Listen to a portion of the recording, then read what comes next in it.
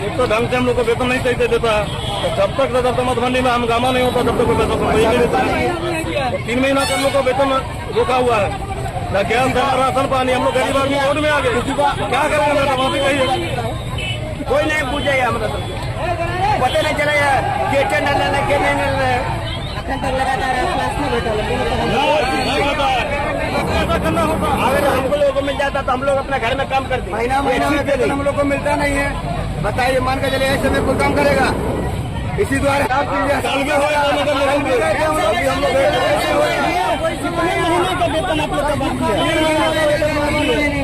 चौथा महीना चल रहा है, न पीएफ का पैसा मिल रहा है, न कुछ मिल रहा है।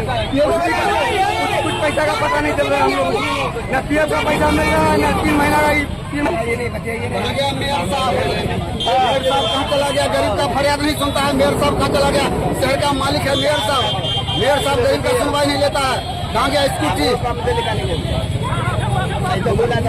बच्चा का स्कूल का फीस बाकी है, पैसा महीने महीने मिलेगा तब ना स्कूल का फीस जमा करेंगे। राशन पानी कहाँ से लाएंगे? 200-250 है।